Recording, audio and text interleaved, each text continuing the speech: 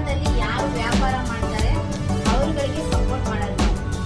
ನೀವು ಬಾಡಿಗೆ ಕಟ್ಟೋದು ಬೇರೆ ಬಿಲ್ಡಿಂಗಿಗೆ ಆ ತರ ಬರಲ್ಲ. ಫುಟ್ಪಾತ್ ಅಲ್ಲಿ ವ್ಯಾಪಾರ ಮಾಡೋದು ಅಂದ್ರೆ ತರಕಾರಿನಾದ್ರೂ ಆಗಿರ್ಬೋದು, ಎನಿವನ್ ಏನ್ ವ್ಯಾಪಾರ ಮಾಡಿದ್ರು ಫುಟ್ಪಾತ್ ಅಲ್ಲಿ ಮಾಡೋದು ಮಾತ್ರ ಆಗಿರ್ಬೇಕು. ಅದಕ್ಕೆ ನಾವು ಲೋನ್ ಕೊಡಿಸ್ತೀವಿ. ಫಸ್ಟ್ ನಮ್ಮ ಸಂಘದಲ್ಲಿ ಮೆಂಬರ್ಶಿಪ್ ಆಗ್ಬೇಕು. ನಮ್ದು ಒಂದು ಐಡಿ ಕಾರ್ಡ್ ಬರುತ್ತೆ, ಅದು ತಗೋಬೇಕು. ಅದು ನಮ್ಮ ಸಂಘ ಮೆಂಬರ್ಶಿಪ್ ಆದ್ಮೇಲೆ ಫೆಸಿಲಿಟಿ ಕೊಡ್ಬೇಕು. ಅದನ್ನೆಲ್ಲ ನಾವು ಕೊಡಿಸ್ತೀವಿ. ಇದು ಸೋಷಿಯಲ್ ವರ್ಕ್. ಇದರಿಂದ ದುಡ್ಡು ಮಾಡೋದಿಲ್ಲ, ಏನಿಲ್ಲ.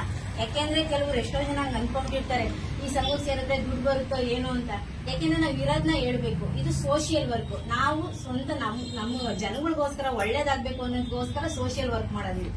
ಇದು ರಾಜ್ಯದ ಇದು ರಿಜಿಸ್ಟ್ರೇಷನ್ ಸಂಘ. ನೀವು ಯಾರು ಬೇಕಾದ್ರೂ ಗೂಗಲ್ ಎಲ್ಲಾದ್ರೂ ಸರ್ಚ್ ಮಾಡಿ, ಯೂಟ್ಯೂಬ್ ಎಲ್ಲಾದ್ರೂ ಸರ್ಚ್ ಮಾಡಿ, ಅಲ್ಲಿರೋ 444 ನಂಬರ್ ಹೊಡೆದ್ರೆ ಸಾಕು ನಿಮ್ಗೆ ಫುಲ್ ಡೀಟೇಲ್ಸ್ ಬರುತ್ತೆ. ನಮ್ದು